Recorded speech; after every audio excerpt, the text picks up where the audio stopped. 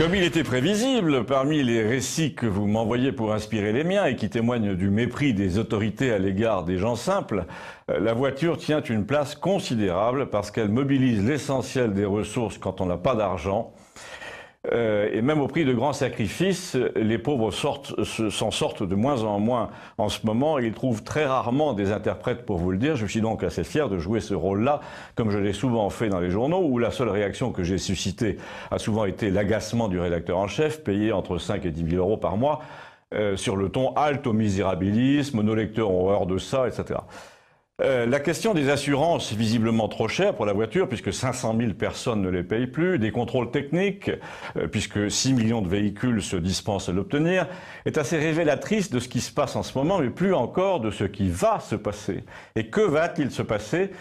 Ben écoutez, on va appeler ça un ajustement pour rester rassurant. Mais avant d'expliquer pourquoi il va avoir lieu cet ajustement, je voudrais remercier l'un de ces esprits cartésiens, un habitant de Valence, qui démontre les absurdités administratives par amour de la logique et qui finissent par conclure que si un système sans logique est devenu obligatoire, eh bien c'est qu'il servait une autre logique, en l'occurrence celle du profit maximum, sans aucun égard pour la vie des gens. Et là, je crois qu'on est en plein dans mon sujet. À Campagnol, par exemple, tout le monde sait où il faut aller pour passer un contrôle technique des véhicules sans problème quand on est pauvre. Parallèlement, tout le monde demande à un beau-frère bricoleur de vérifier les points vraiment sensibles de la voiture, sachant qu'un contrôle technique, ça se passe sur ordinateur et que l'ordinateur vous recale pour un phare mal réglé, mais ne vérifie pas l'état de vos durites de frein. Si vous avez de l'argent, vous passez le contrôle technique uniquement pour avoir le papier. Si vous n'avez pas d'argent, c'est simple, vous n'y allez plus. Les contre-visites vous envoient chez le garagiste, mais vous n'allez pas non plus chez le garagiste parce que le prix des réparateurs, agréé par quelque chose ou par quelqu'un, a été multiplié par 7 en une vingtaine d'années. Donc les petits réparateurs de proximité ont été rachetés par des groupes qui sont de mèche avec les assureurs. Et tout ça fait que les gens sont de plus en plus nombreux à vivre hors la loi.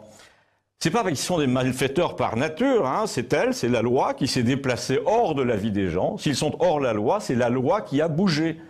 Or, les gens, je vous le rappelle, sont les auteurs de la loi, les propriétaires en quelque sorte. Donc ça va changer, car il n'y a pas d'exemple d'une société qui, ayant décrété un beau jour qu'un quart de ses habitants étaient devenus hors la loi, n'ait pas subi un choc en retour. Si les gens veulent de nouveau être en conformité avec la loi, et comme il y a peu de chances dans un pays en faillite qu'ils fassent un effort pour se hisser au niveau qu'on exige d'eux, eh bien, ils vont voter pour qui leur promet de changer la loi en leur faveur. Allez donc expliquer ça à Emmanuel Macron, par exemple. Il va vous répondre que si vous voulez vous payer une voiture en bon état, vous n'avez qu'à bosser.